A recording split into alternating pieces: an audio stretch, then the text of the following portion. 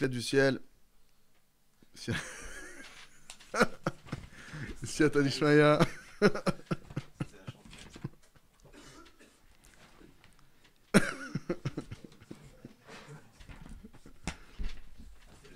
Alors, la blague du jour. La blague du jour, mais Siata Dishmaya, éclate du ciel. La blague du jour. Bon, ça viendra si Dieu veut pendant le. Hachem nous enverra ça. Alors, on va voir ensemble quelque chose qui vous concerne bien directement. La Parnassa. On va essayer ensemble de comprendre plus en profondeur la Parnassa. Il y a des gens qui étaient déjà avec moi Shabbat, grâce à Dieu on avait une première partie. Mais on va voir sur la paracha. Dans le Chumash, Parashat Beshalach, là-bas c'est enseigné que Rabbeinu Bechaye il enseigne là-bas. Il a dit, on a reçu de nos maîtres, on a une transmission de maître à élève qui a été faite, d'accord, c'est une garantie, que tout celui qui lirait la paracha de la manne, ok, il ne manquerait jamais de rien. La paracha de la manne, c'est le paracha de Beshalach là-bas, où on explique, Hachem il explique, c'est raconté comment est-ce qu'Hachem il a fait descendre la manne. C'est quoi la manne? C'était la nourriture spirituelle par laquelle les Béné Israël se sont nourris dans le désert pendant 40 ans. D'accord? On va essayer de voir maintenant, au travers de quelques psukim là-bas, de comprendre qu'est-ce qui s'est passé. Parce que la Torah, c'est pas un gris-gris. D'accord? C'est pas comme une amulette, un porte-bonheur. C'est pas tu lis la paracha de la manne, c'est bon, tu auras de la parnassa.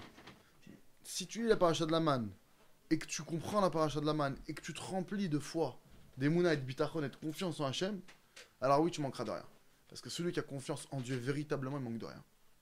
Et pour ça, donc le travail de la paracha de la manne, c'est pas de répéter un texte que tu comprends pas. Alors maintenant, il y a peut-être le côté sgoula, que c'est les textes en hébreu, mais maintenant concrètement, si le type il a pas confiance en Dieu, ou s'il y a pas il intériorise pas le message, c'est pas bête et méchant. Donc on va essayer ensemble d'intérioriser que si Dieu veut, quand vous serez amené à relire la paracha de la manne, alors vous le verrez autrement. Alors le premier verset, c'est quoi? Il y a écrit Vayomer Hashem el Moshe, Hashem il a dit à Moshe, Inni mamtir lachem, voici que je fais pleuvoir pour vous, lechem min hashamayim, un pain qui tombe du ciel, d'accord? Veyatzam, et le peuple il est sorti, velaktout variam beyomo, et le peuple est sorti, il a récolté, chaque jour, tous les jours il a récolté la manne tombée pour le jour même, sauf le Shabbat, il y avait une double part, on va voir après. Première des choses qu'il faut comprendre, Hachem, la Torah elle est éternelle, d'accord? Hachem, une fois pour toutes, il a tracé le plan de la Parnassa, comment ça va fonctionner pour toutes les générations. Comment on va tous gagner notre vie, notre moyen de subsistance, c'est établi jusqu'à la fin des temps depuis le désert. Hachem, qu'est-ce qu'il a fait une seule fois dans toute l'histoire? Il a dévoilé comment ça fonctionne. Il a dévoilé le plan de la Parnassa. Donc une fois que tu as le plan, c'est fini. Déjà, première des choses, la Parnassa, d'où ça vient? Min Hashamayim. Ça vient du ciel. C'est un pain, de la même manière que la manne, c'est un pain qui vient du ciel, qui tombait du ciel. La manne aussi, ça vient du ciel. Ça veut dire quoi, ça vient du ciel? C'est pas par tes efforts que tu gagnes. Ça veut pas dire, attention, que tu dois pas fournir d'efforts. Mais c'est pas parce que tu travailles plus que tu gagnes plus. Et on verra aussi, c'est pas parce que tu travailles moins que tu gagnes moins. D'accord? Première question qu'on peut se poser, pourquoi est-ce que Dieu donne la parnassa tous les jours? À l'époque de la manne, tous les jours, donne-moi la parnassa une fois par semaine, une fois par mois. Mais moi, dans une condition de... Pourquoi tous les jours? Alors cela, nos maîtres, ils ramènent. Il y a une explication un exemple qui est donné, un machal, une parabole qui est donnée de Rabbi Shimon Bar Yochai, où il nous donne dans la Mechilta là-bas un parabole comme un roi qui s'énervait contre son fils, d'accord? Le fils s'est mal comporté, le roi lui a dit, tu sais quoi? Puisque tu t'es mal comporté, quitte le royaume, va prendre tout l'argent dont tu as besoin pour 1 an, au moins, je ne vais plus te voir pendant 1 an. Le fils, il prend l'argent, et au bout de quelques temps, il sent qu'il y a un manque. Il sent que son père il lui manque. Ok, il a de l'argent, mais purée, je suis là de mon père. Il regrette. Donc il retourne vers son père et il lui dit, papa, j'ai besoin d'être un peu avec toi, je regrette ma conduite, etc. Le père il dit, ok, alors tu sais quoi maintenant, mon fils, tu vas venir tous les jours me voir et tous les jours je te donnerai ta parnassa au fur et à mesure. Ça c'est un machal. C'est quoi le nimshal? C'est quoi le sens pour nous? C'est qu'Hachem il nous aime tellement. Il veut tellement qu'on se tourne vers lui. Parce qu'on est ses enfants chéris. Que la parnassa, le problème de la parnassa, il vient tous les jours. Donc la raison pourquoi Dieu le donne tous les jours, c'est parce que déjà il veut créer un lien avec nous. Effectivement, la parnassa pour la parnassa, combien de fois on a levé les yeux au ciel pour la parnassa? S'il n'y avait pas de parnassa, combien de fois on n'aurait pas levé les yeux au ciel? Deuxième chose, on voit. Attends, il y a un portable. Ça bug.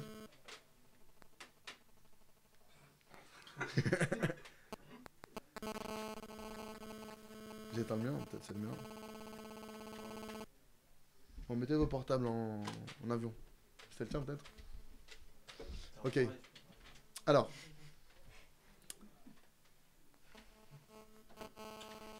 Voilà.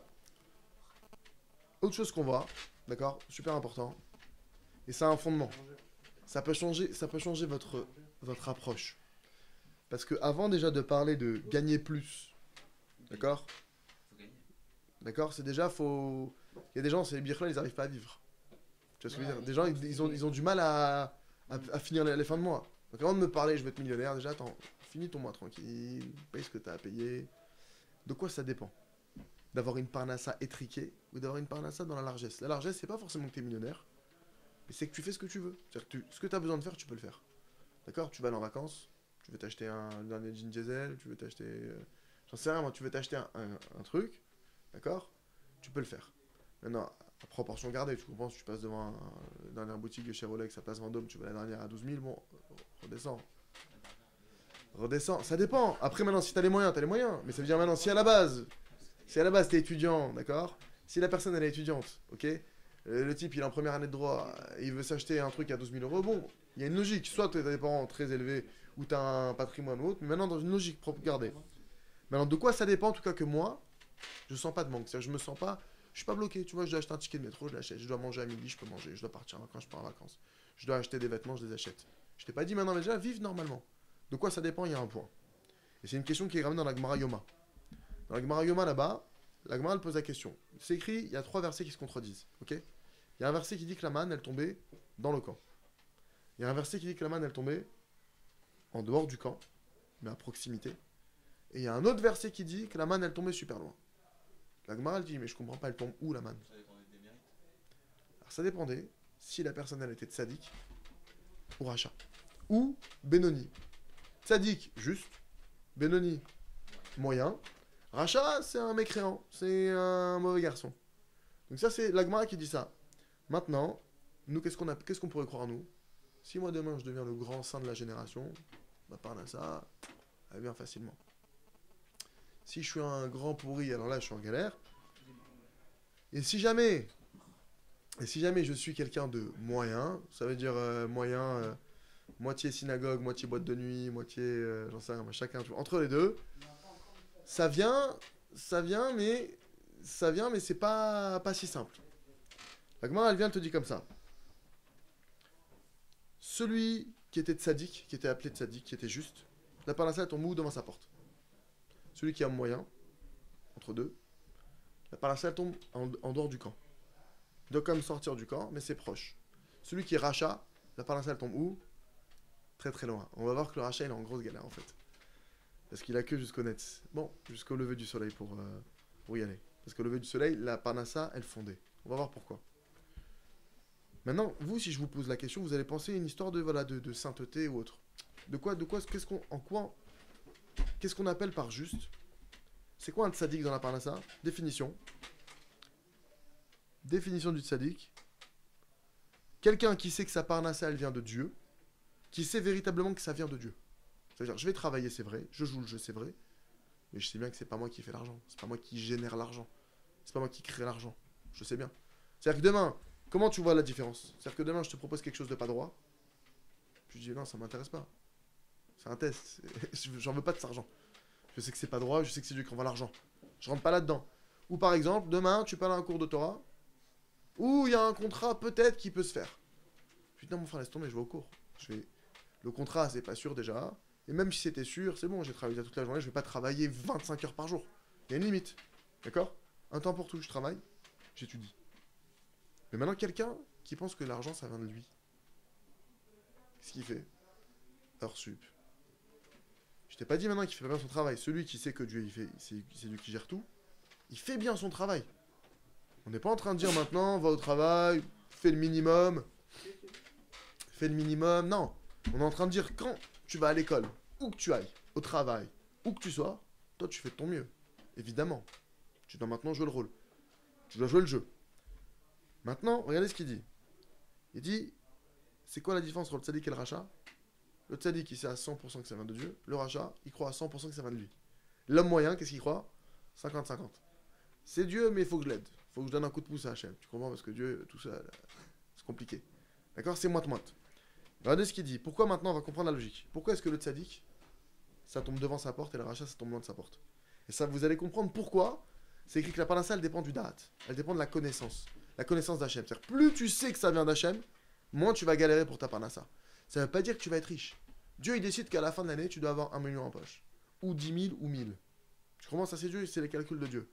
Maintenant, les 1000, les 10 000 ou le million, qu'est-ce qui va faire que tu vas galérer pour l'avoir? Ou alors que ça va venir facilement? Sans problème. Celui qui est chez ses parents sans rien. Tiens, mon fils, on a pensé à toi, il y a une enveloppe. Il n'a rien demandé. Celui qui est avec son patron, bonjour, il y a une prime pour vous. L'autre, il est patron lui-même. Tac, il y a un contrat qui arrive, il s'y attend pas du tout. Oui, bah c'est bon, on signe là, ok, c'est fait. Tu vois ce que je veux dire? Ou, l'autre, il se déchire avec ses parents. Là, pour la peine, tu vas truc, et si tu veux ton argent, eh ben, tu devras faire la tannée pour avoir une enveloppe, l'autre pour... Tout peut se passer bien ou en catastrophe. De quoi ça dépend? Ça dépend de ce point-là. Plus tu sais, et c'est ce qui ramène dans l'écoutement de Rabbi Nachman, il ramène là-bas. Les filles avec Dalatadat, Ken Parnassa Benakel, selon la grandeur de la connaissance de l'homme, à savoir la connaissance d'Hachem, ainsi vient la Parnassa facilement. Plus tu sais que ça vient d'Hachem, plus ça vient facilement. Plus tu crois que ça vient de toi, plus ça vient difficilement. C'est quoi la logique? Le monde, il est géré Mida Keneged Mida. Mesure pour mesure. Ça veut dire quoi? Dieu, maintenant, il éduque. Dieu, il punit personne. Maintenant, Dieu, il veut t'éduquer. Tu es venu dans ce monde pour comprendre que ce monde, il est géré par Dieu. On est venu pour reconnaître Dieu dans ce monde et pour grandir le nom de Dieu sur terre. D'accord? Maintenant, comment Dieu, il t'éduque? Quand Dieu, il voit que tu crois que c'est toi, que c'est ton nom à toi que tu dois grandir, et que c'est toi que tu penses que tu es le patron sur terre, qu'est-ce qu'il fait? Hachem, il dit, ok, très bien. Plus tu crois que c'est toi qui gères ta parnassa, plus tu vas la chercher loin. Pourquoi? C'est quoi l'idée? C'est qu'un type, quand il a fait 400 km, qu'il arrive chez le client, et que le client, il n'est pas là, ou que le client, il vient, il l'écoute, il dit oui, oui, oui, oui, oui, il signe, et qu'il y a une annulation du dossier parce que le client n'est pas finançable, le type, à ce moment-là, et si tu lui poses la question à ce moment-là, alors, tu maîtrises ta parnassa? Je crois que c'est vraiment aléatoire, je te dis franchement. Quand le mec il signe, ça annule. Quand il va, il signe pas. Des fois, tu mets, il n'est pas là. Des fois, tu. Dieu, il te montre. Et le client que tu n'attendais pas, il dit oui. Le dossier que tu pensais pas qu'il était finançable, il se finance. Dieu, tout le temps dans le business, dans le commerce. C'est tout le temps comme ça que ça marche. C'est là où tu t'attends pas que ça tombe. C'est très bizarre. Parler à des commerciaux, ou ceux qui sont dans le commerce, ils peuvent vous témoigner de ça. C'est très souvent d'où tu t'y attends le moins que ça tombe. Pourquoi? Parce que Dieu veut te montrer. C'est entre mes mains. Je te donne quand je veux avec qui je veux. Ah, tu crois que c'est là? Laisse tomber, ce sera pas là. Dieu veut te montrer, même ma chère, c'est écrit que ma chère, s'il y a quelqu'un qui te dit quand est-ce qu'il va venir, genre il va venir le 10 janvier 2014 à 8h, la Torah dit, sache que cette date-là, base là, c'est mort, c'est sûr, il ne viendra pas cette date-là. C'est sûr et certain, c'est-à-dire que Dieu dit, je maîtrise mon monde. Je décide quand ma chère va venir, le Messie. Je décide quand tu gagnes ta parnassa. Je décide, Hachem, il est maître de ce monde. Donc maintenant, voilà. Donc vous devez retenir ça. Plus, quand un homme, il voit qu'il galère dans la parnassa, c'est dur, alors il faut qu'il fasse tchouva, il faut qu'il revienne sur ce problème de départ, à savoir d'arrêter de croire que c'est lui. Il faut qu'il se renforce et qu'il se mette à étudier des sujets autour de la confiance en Dieu. De se renforcer là-dedans, Béhémet. Maintenant, autre chose, c'est écrit aussi dans le verset là-bas, les anasenu, ayela betoratimlo. C'est écrit là-bas que Dieu, maintenant, il va donner la parnassa tous les jours, pour savoir qui marche avec Dieu, qui est aux côtés d'Hachem. C'est quoi le test? Dieu veut savoir maintenant au quotidien. Il y a des gens, ils savent que c'est Dieu. Ok? Mais maintenant, Dieu veut que tu vives la chose. Si maintenant tu t'angoisses pour ta parnassa, si tu es dans l'angoisse, comment je vais faire pour demain? S'angoisser, c'est concrètement comment je vais faire demain. Comment je vais réussir à faire ça? Non, attends, je suis en galère. Attends, mes parents ou ma sœur. Tu es comme ça, tu sais pas. Tout ce qui touche à l'angoisse, d'accord, c'est un manque de foi. Donc ça veut dire que déjà, si tu t'angoisses, c'est que tu crois encore que c'est toi qui gères ta parnassa. Un mec qui sait que c'est Dieu qui gère sa parnassa, il s'angoisse pas. T'as déjà vu un bébé stressé pour son lait? Est-ce que vous avez déjà vu un bébé, photo de bébé dans le monde entier, stressé pour son biberon de 4 heures, qui ne sait pas s'il va l'avoir? Il a un doute. Il ne sait pas, ses parents, ils sont peut-être raides en ce moment. Il y a des familles où ils n'ont pas de quoi acheter du lait. Tu es d'accord? Pourtant, mais il pleure avec les primes, c'est pareil. Ok, mais est-ce que tu l'as déjà vu faire une angoisse? d'accord. à Il a pas l'avance. ce sentiment-là, mais je te dis, il pleure. Ça veut dire, si un enfant, tu lui donnes Et pas. t'as raison, il pleure. bébé, bah, Qu'est-ce qu'il fait? Voilà. C'est pire que ça. Regarde, regarde du bébé. oui, en fait. Regarde du bébé, t'apprends. Le bébé, il a pas à manger, Mm. il a faim. Tout de suite, il appelle vers ses parents, il crie. Mm. Il est logique. Alors qu'est-ce que tu fais chez le banquier? Qu'est-ce que tu fais à négocier avec ton patron? Qu'est-ce que tu fais? Je te dis pas de faire des démarches normales, on va dire dans une logique d'entreprise ou dans des trucs qui sont normaux. Mais le fait est le fait est que si maintenant toute ta démarche c'est de demander aux autres et pas à Dieu, et de t'angoisser, et de te stresser, il y a un problème. Le bébé, lui, c'est clair et net, t'as raison. Il crie à tue-tête, il pleure à tue-tête, et plus tu le fais attendre, plus il crie fort, parce que pour lui, il n'y a pas papa, il va me donner à manger. Si maintenant on réagissait chacun comme ça, je vous garantis qu'on aurait moins de problèmes par là ça. Un type vient de parler à ça, il va direct vers Hachem. Il lâche pas l'affaire. Mon Dieu, il n'y a pas, s'il te plaît, j'ai besoin de toi. Sans toi, je peux pas. S'il te plaît, aide-moi, aide-moi, aide-moi, aide-moi. Je mérite pas, mais aide-moi, il lâche pas. Viendra le moment où c'est Vadaï que Dieu lui donne. Pour la petite histoire. Histoire que j'ai déjà racontée ici pour certains. Histoire vécue. Pas on m'a raconté, pas. Une fois, ça m'est arrivé de. À l'époque où je travaillais à plein temps, ça m'est arrivé d'arriver un matin. Je vais à la banque. Je vais à la banque. J'avais des chèques à déposer. Et en même temps, je voulais vérifier que mon salaire était passé. Je vais à la banque, je dépose mes chèques et je voudrais mon solde de tout compte. La banquière, la personne qui est au guichet, qu'est-ce qu'elle m'a dit? Elle m'a dit vous êtes à moins de 200. Je dis bon, avec les chèques que je viens de déposer, je vais mettre 200 euros par là. Elle me dit oui, avec les chèques que vous avez déposés. Donc j'étais à moins 400, ça veut dire. Je dis bon, est-ce que vous pouvez regarder quand est-ce que mon salaire il va passer? Je l'attends d'un jour à l'autre. Elle regarde, elle me dit bah il est passé hier. Donc elle m'annonce que le premier du mois, je suis à moins 200, j'ai pas payé mon loyer, j'ai pas payé les... Genre en gros que j'ai sauté. Je viens de faire un saut de l'ange. Tu vois, elle vient d'annoncer ça en 9h du matin, tranquillement, t'as rien demandé à personne. Non, j'ai eu une mauvaise gestion, l'homme est chané, mais en tout cas moi je me retrouve dans la situation où je suis en grosse galère, je peux plus acheter un paquet de cigarettes là. Je suis en début de mois, je peux plus rien faire. Un café, je peux pas me le payer. Et dans ma tête, je me dis, oh là là, le loyer, EDF. Tu sais, je commence à penser à chaque facture. Ma femme. Le pire, c'est ma femme. Ça, c'était le plus dur. C'est la pensée la plus dure. Oh, comment je vais lui annoncer? Non, chérie, ce mois-ci, je m'excuse, mais le loyer. Y a pas de loyer. Tu vois le truc ou pas? Je suis dans la banque, maintenant, j'ai une palpitation. Elle m'annonce le truc, je suis en train de réaliser, je suis pas bien. Je sors dehors. Et je l'avais vu au ciel dans le sens. J'ai déjà eu des galères. On a tous eu des galères. Mais pas le loyer. Ok, t'as pas de quoi acheter le dernier diesel. Ok. T'as pas de quoi prendre l'hôtel 5 étoiles luxe. Ok. Mais le loyer, le pain, le lait, un café. Tu vois ce que je veux dire? Et je lève les yeux au ciel, genre dans ma tête, je me dis, non, c'est une blague.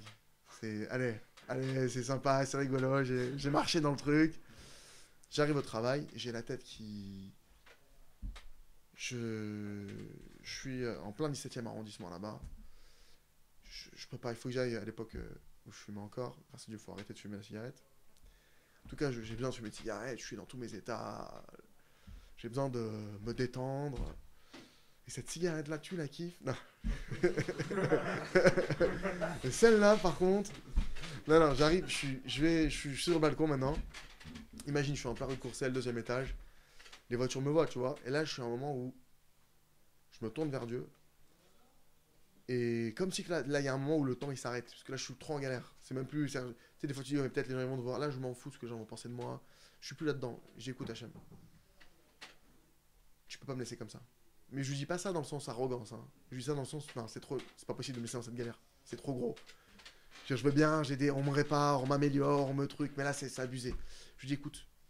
D'habitude, j'ai l'habitude de prier en disant, Bezrat Hachem, avec ton aide, si Dieu veut. Je dis là, il n'y a pas si Dieu veut.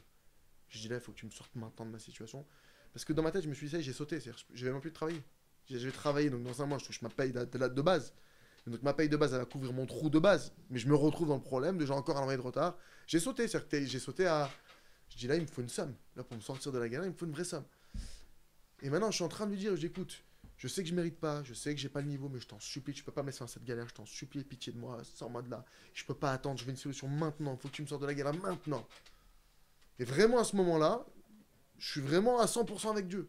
Au point qu'il y a peut-être des gens qui ont dû regarder un mec à 9h du matin en train de... Je suis en train de parler avec Dieu, mon téléphone il sonne.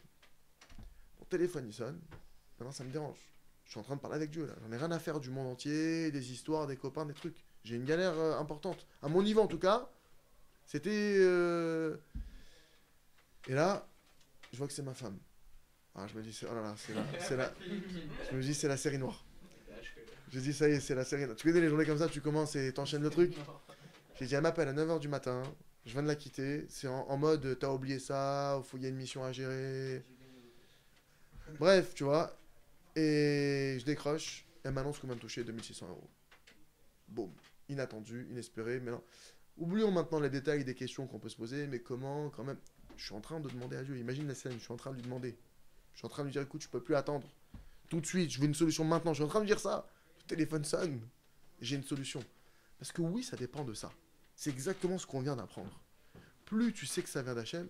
Alors maintenant, vous êtes d'accord, c'était pas 10 000 € ou 100 000 €. J'ai pas maintenant, il n'y a pas écrit que tu vas, grâce à ça, gagner des milliards. Mais ce que tu dois toucher, tu vas le toucher. Parce qu'il faut comprendre une chose.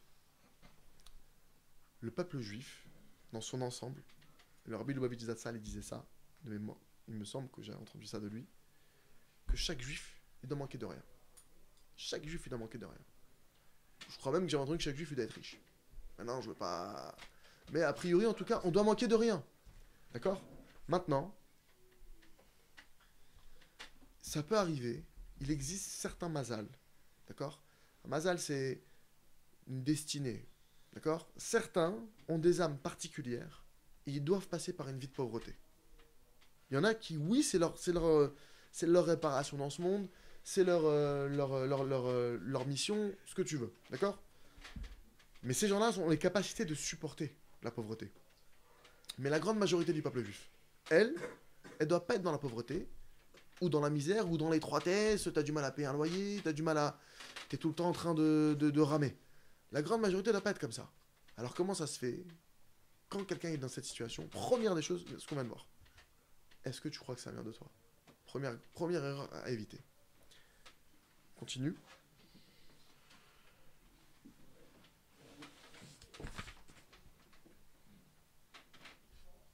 Autre chose, il te dit, pour savoir si Dieu nous met à l'épreuve par la parasha, pour savoir si on va dans sa Torah. C'est-à-dire, un homme qui n'arrive pas à gérer, à bien prendre conscience que la parasha vient de Dieu, c'est quelqu'un qui pourra jamais se mettre à fond dans l'étude de la Torah.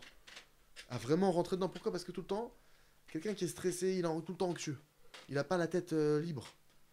Donc c'est aussi un test. Dieu te dit, voilà maintenant, ceux qui iront dans ma Torah, tu peux lire le verset des deux sens, soit il te met à l'épreuve par la parasha pour savoir si tu es dans la Torah, pour savoir si vraiment tu es avec lui, soit il te dit, ceux qui marchent avec Hachem et qui seront dans la Torah, c'est ceux qui n'auront pas ces soucis-là. Donc il y a un travail à faire.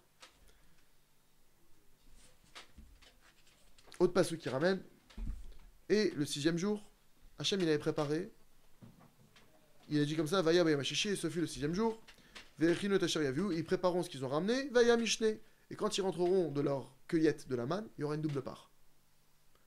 Le 6e jour, d'accord, le vendredi et pas le samedi, donc le vendredi de jeudi à vendredi, qui est la veille de Shabbat, miracle, ils revenaient de la manne, il y avait une double part. Pourquoi? Parce que mes amis, Shabbat, pas de bracha, zéro bracha. Le travail du Shabbat n'a pas de bracha. Il n'y a aucun, au contraire. Ça endommage. D'accord? On va dire que grosso modo, Shabbat, c'est spirituellement le déversoir de bracha, de bénédiction. Ok? Mais c'est le moment pour... Tu as un ustensile. Tu as un broc d'eau. Il faut bien qu'il y ait un moment où je déverse pour qu'il y ait un moment où je reçoive. Mais si au moment où tu déverses, tu reçois, tu te mets à recevoir, tu lèves le verre plus haut, ou tu décales le verre, à ce moment-là, qu'est-ce qui se passe? Tu ne reçois pas. Travailler Shabbat est égal, tu prends le verre qui était censé recevoir la bracha que Shabbat est en train de vouloir te déverser. Tu l'as déplacé.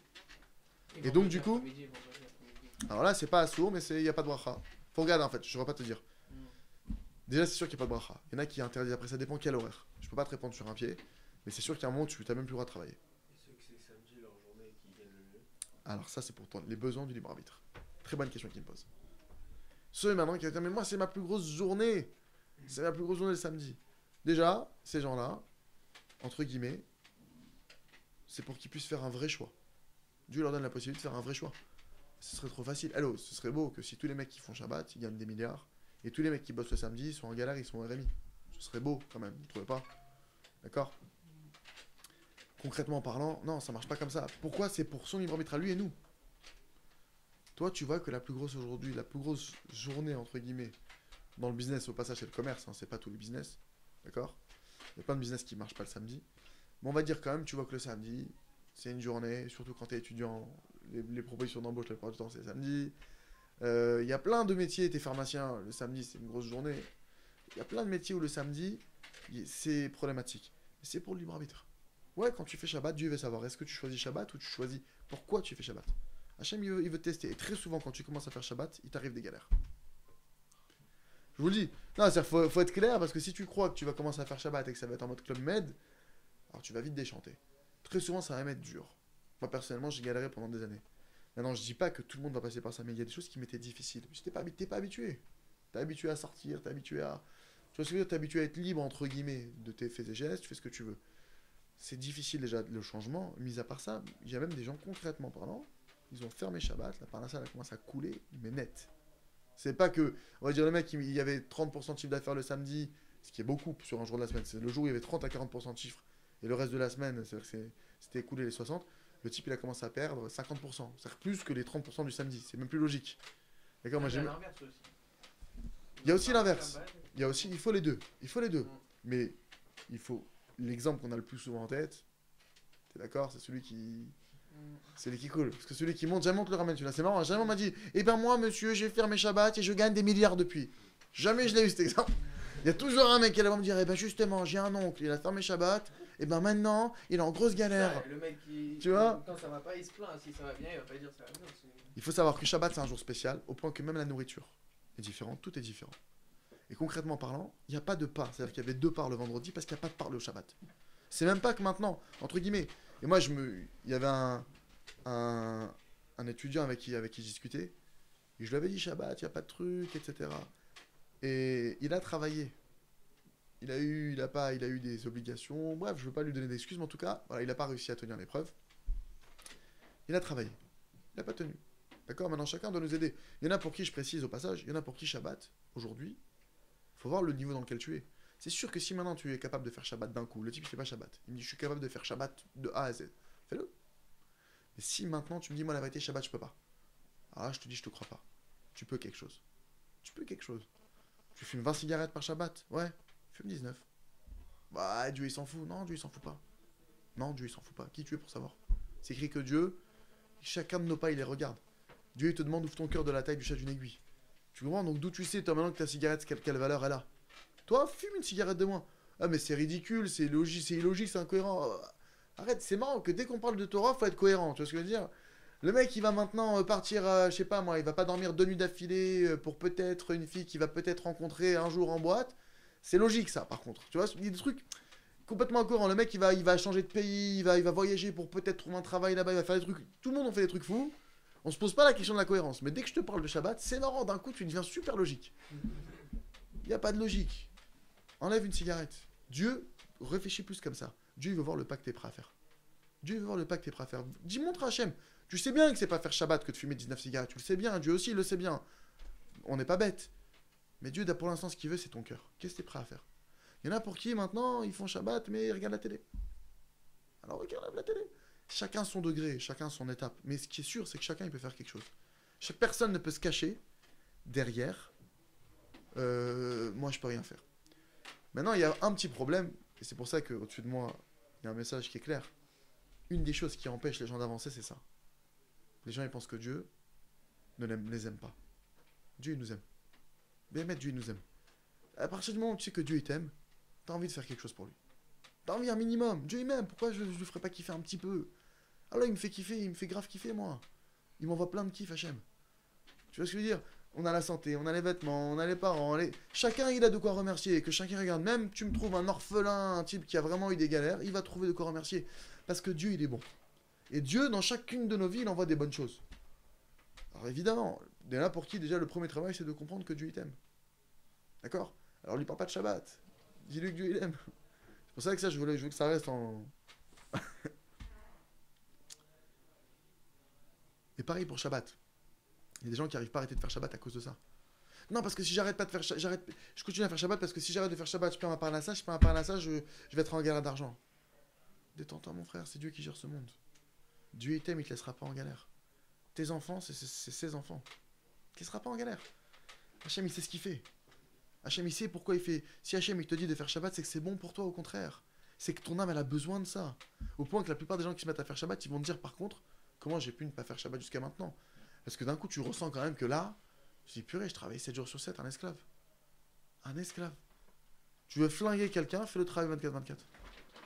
Arrête-toi 2 secondes. Autre chose qui ramène. Un truc incroyable. Je vous la fais en raccourci. L'heure à l'avance. Il y a un verset là-bas où c'est écrit que Hachem, il a dit à Moshe, donc il a dit, tu vas leur dire d'aller récolter là-bas la manne. Chacun il va récolter selon le nombre de familles, le nombre de personnes qu'il y a dans sa famille. Ils sont 5, ils sont 6. Il devait récolter une mesure qui s'appelle le homer. C'est une quantité. D'accord? L'homme échané combien? C'est une quantité qui s'appelle homer. Peut-être c'est équivalent à 1 kilo, peut-être 500 grammes. Là, il faut regarder. En tout cas, s'il y a 6 personnes dans la famille, il devait prendre 6 homer. Ok? Là maintenant, il y en a eu ceux qui sont partis. Dieu leur a dit prends juste 1 kilo. Qu'est-ce qu'ils ont fait? Ils ont pris 2, 3, 4 kilos. On sait jamais. Au cas où, on sait pas, il y a une embrouille, on sait pas, il y a un contre-coup, on sait pas, il y a l'économie dans le désert maintenant, je sais pas ce qui pouvait y arriver, tu comprends, mais on sait pas. Ils prenaient plus que prévu. Et il y a aussi eu ceux qui ont pris moins que prévu. Ça veut dire c'est des ouf, c'est pas chez nous ça. Moins que prévu, dans le monde entier, tu connais un type qui prend moins que prévu. Il pouvait prendre 1000 euros, il a dit non, je prends que 500 moi, je parle à un mec normal, d'accord? Bref, il y a eu des mecs comme ça là-bas. Miracle, les deux. Quand ils sont rentrés chez eux, celui qui a pris en plus, miracle, donc ils étaient 6, il a pris 10 par exemple. Il y avait 6 en rentrant, donc pile le nombre de la famille. Et celui qui n'a pas pu prendre pour les 6, il a pris moins. D'accord? Il a pris pour 3. Miracle, 6. C'est quoi ce miracle? C'est une règle, je vous dis, c'est écrit noir sur blanc. Tout celui qui va maintenant se ruer vers l'or, vers l'argent, qui va partir à la rue vers l'or, qui va partir dans la course de la Parnassa, travailler plus pour gagner plus, et encore plus, et avoir plus pour avoir plus, sachez qu'il gagnera pareil. Ben non, je connais un mec, je te promets, il travaille plus, il a pris 10 000 euros de plus. Ok, bah regarde, dans 2 jours, ce qui va se passer avec sa boîte automatique. Oh, cassé, c'est une Mercedes, ouais, 10 000 euros, monsieur, la boîte automatique pour cette Mercedes. Comme justement un étudiant qui était là, celui qu'on parlait, qui a travaillé, il n'a pas pu tenir, bref, il a eu une galère, Minachamaï, bon, il s'est mis à travailler. Il a travaillé, d'accord? Il a bien gagné en tant qu'étudiant. Hein. La vérité, je lui dis, Kola Kavod, il a pris, je crois, 800 euros en 3-4 heures de travail. Pour un étudiant, c'est beau. En France, c'est beau. Minachamaim, sa boîte de vitesse, elle s'est cassée. Combien d'après vous la facture? 800. C'est bizarre. C'est marrant, c'est incroyable. Maintenant, ça, c'est de temps en temps, Dieu dévoile ça. Mais pour les besoins du libre arbitre, vous comprenez que Dieu ne peut pas dévoiler ça tout le temps. Si chaque mec qui gagnait de l'argent à Shabbat, tu voyais clairement le A et le B, tu comprends? Ah bah c'est bon les gars, on se met tous à devenir des Baba Salé, on laisse là-bas, bon. Pour les besoins du libre arbitre aussi, pour qu'on ait du mérite, sinon il n'y a plus de mérite. D'accord? Donc, on a compris pour celui qui prenait plus, c'est une promesse de la Torah. Il n'y aura pas plus. Après, maintenant, si tu veux augmenter ta parnassa, je ne dis pas qu'on ne peut pas l'augmenter. Il y a moyen d'augmenter. Mais pas de cette manière. C'est pas la bonne manière. Tu veux augmenter, on n'aura peut-être pas le temps de le voir ce soir, tu fais tchouva, tu pries plus. Rabbi Nachman, il dit, plus tu pries, plus tu as d'argent. Pourquoi? Parce que Kadosh Baruch Hu, il est que spirituel. Dieu, il est que spirituel. Nous, on est matériel à fond. D'accord? Il y a un deal qui est passé. Dieu, il s'occupe de ton matériel. C'est ce que Rabbi Yitri, tu disais, Rabbi Chia, qu'Hachem donne longue vie. Il disait, Hachem, il prie pour ta matérialité. Hachem, il s'occupe de ton matériel. Toi, tu dois t'occuper de ton spirituel. C'est un deal comme ça. Donc toi, maintenant, quand tu pries, entre guillemets, tu le nourris spirituellement. D'accord? La nourriture de Dieu, c'est quoi? Entre guillemets. Ça parnassa Hachem. Si on peut s'exprimer ainsi, Dieu n'a pas de parnassa, mais si je peux m'exprimer ainsi, c'est ma prière. Donc, plus tu donnes la parnassa à Dieu, mesure pour mesure, Dieu il te donne la parnassa. Quand tu pries de manière générale ou quand tu pries pour la parnassa? Quand tu pries en général. En général. Toute prière. On sait qu'Hachem, il veut nos prières. On sait qu'Hachem, il attend ça. On sait que la plupart de nos patriarches n'ont pas eu d'enfants pour ça, parce que Dieu voulait leurs prières et autres. Mais en réalité, aujourd'hui, pourquoi on n'a pas encore la délivrance? Parce que Dieu, il attend nos prières. Donc Dieu, il est prêt à retarder Mashiach, à retarder la délivrance, juste pour qu'on se mette à prier. Si tu pries, tu vois que ça bouge pas. C'est que t'as pas assez prié. Dans le monde, il y a deux solutions. Comme dit Rabbi Nathan, c'est une règle. Ça, c'est une règle, je dis, il faut se la graver, il faudrait se l'écrire. Dommage, on peut pas faire des tatouages, mais faudrait que c'est un truc que tu dois avoir sous les yeux tout le temps. Rabbi Nathan, il donne une règle. Il dit là où tu vois un manque dans ta vie, ou chez quelqu'un, deux possibilités. Pas 3, pas 10, pas de truc, pas d'embrouille. Quand t'as pas de travail, c'est pas parce que t'as pas envie de s'aimer. Quand tu gagnes pas assez d'argent, c'est pas parce que t'es un mauvais employé. Peut-être il y a de ça. Mais c'est pas ça la raison principale. La racine de tout, c'est soit que t'as pas assez prié, soit que t'as pas prié du tout. Parce que mettons le divin, je suis un mauvais employé. Ok, bah demande à Hachem, mon Dieu, aide-moi à devenir un bon employé. J'ai demandé, il m'a pas exaucé. T'as pas assez prié, mon frère. Parce qu'une chose est sûre, c'est que si Dieu il t'aide, si Dieu te prend par la main et Dieu te fait réussir, c'est fini, mon frère. Qui peut t'empêcher? Qui peut s'opposer à toi?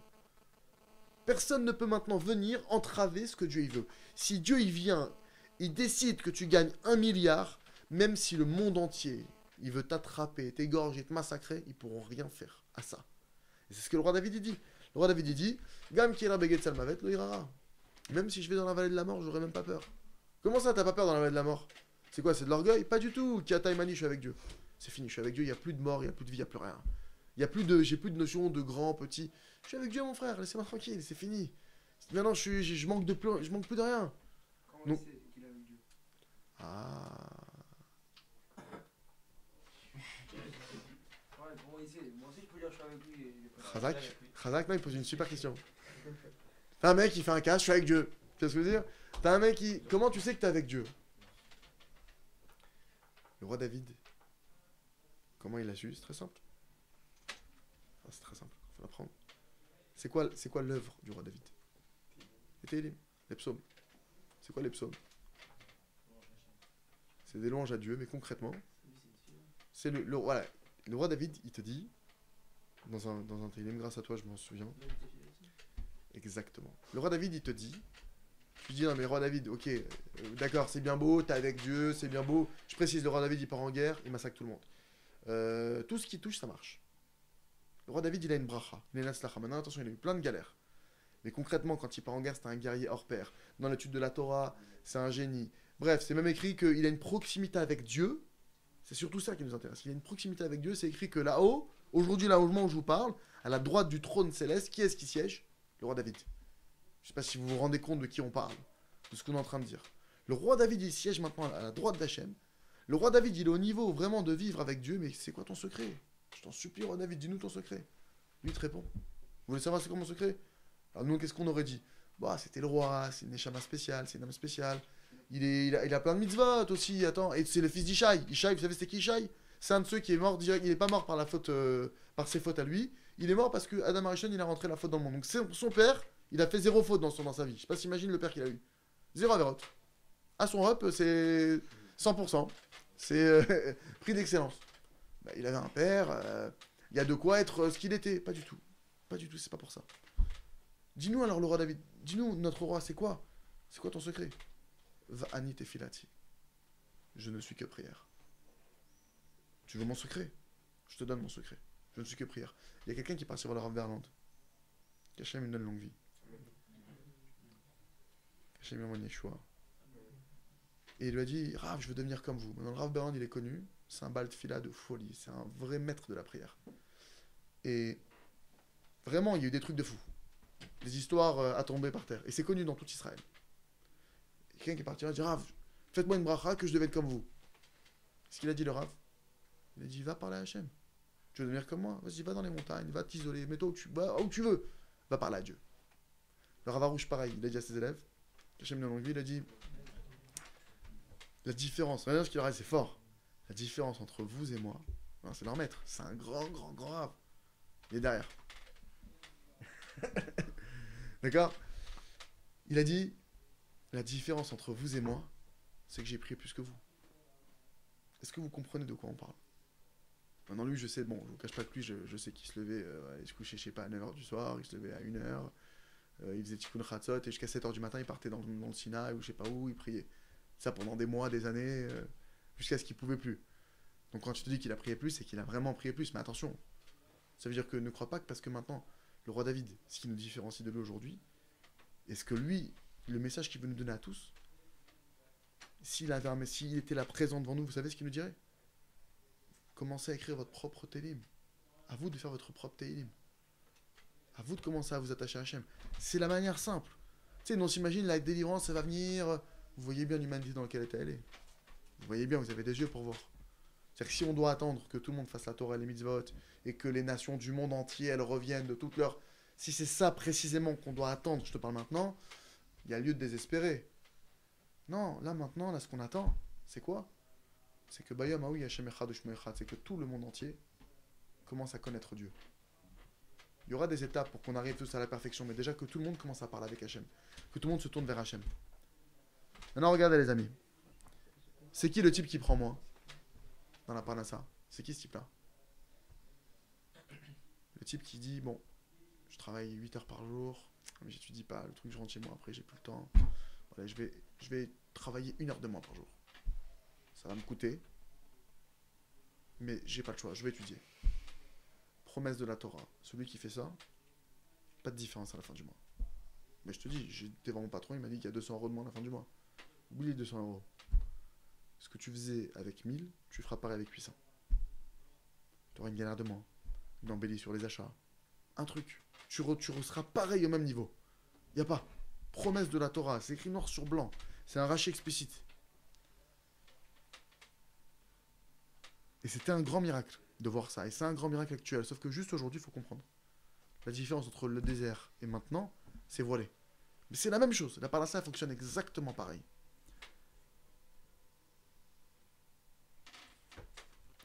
Bon, il y a plein d'autres miracles. D'accord, avec la parnassa. Il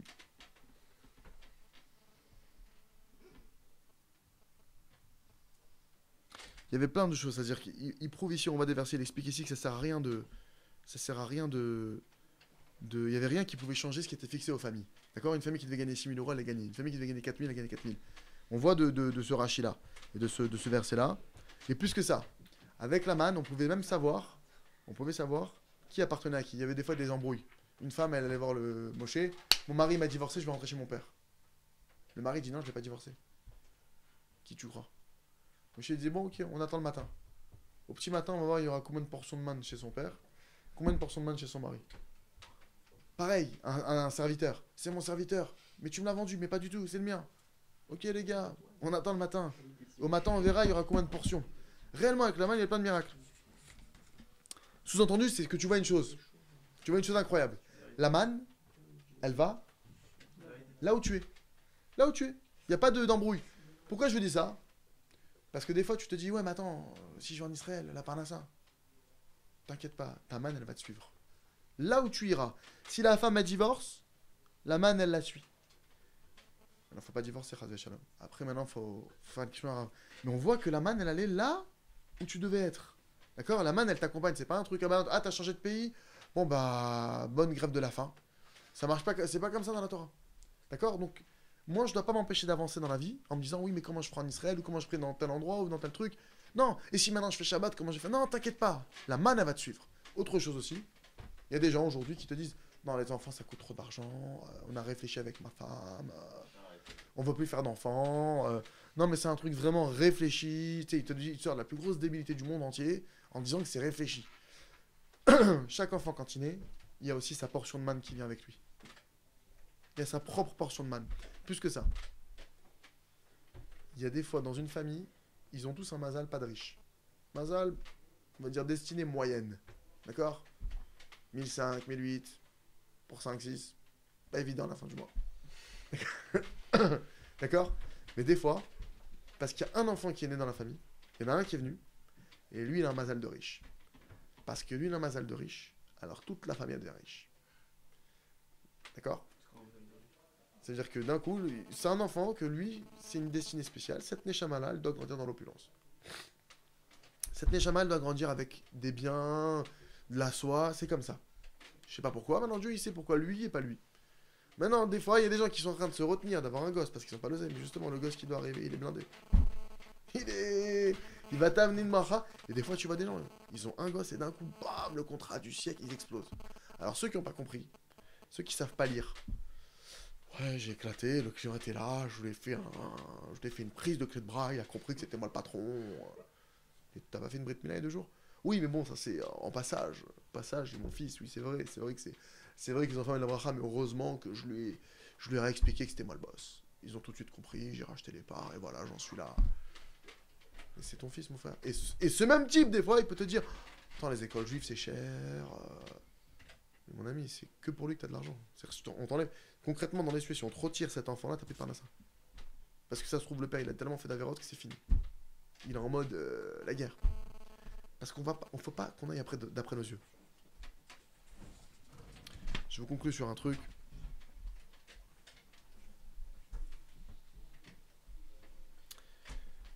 Il y a une histoire comme ça.